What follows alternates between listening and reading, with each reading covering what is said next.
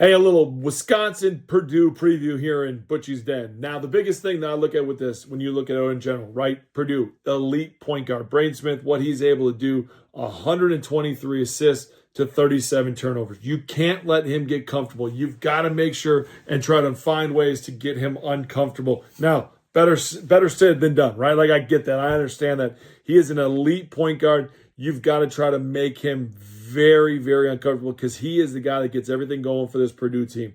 Then you look at their bigs for Purdue. Now, when you look at Clough, when you look at Kaufman-Renn, when you look at Jacobson, those guys in general get almost 10 offensive rebounds a game, okay? So they get in the paint, they get fouls on their bigs, on other teams' bigs, and then the biggest thing to me, as far as when I look at how they handle this, I think the Wisconsin's bigs have to match the physicality of Purdue. Then three-point shooting, it's always big. Why is it big? It's big because Wisconsin makes almost 11 of them a game.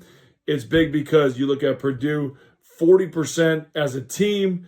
And this is a guy that I don't think gets talked about nearly enough, and that's Fletcher Loyer. I think that's one of those games, one of those players in Big Ten play that doesn't get the credit that he should get. He's shooting 40% from three. He is able to get to the free throw line. He's shooting 92% from the free throw line, averaging 14 points a game, 21 assists, 18 turnovers, just extremely solid knockdown, space floor, does everything that you need to do for this Purdue team. So you look at this, that's for Purdue on the Wisconsin side of it.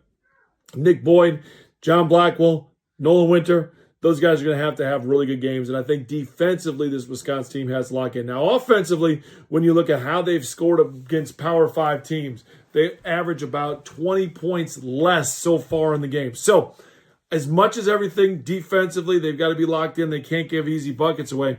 Offensively, they've got to try to find some easy buckets. I think that's the biggest thing. And then I look at Nolan Winter. I call him the X Factor.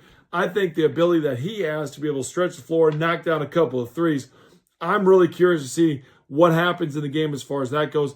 And then here's the other part. Nick Boyd getting in transition, off-made buckets. How can he get easy buckets?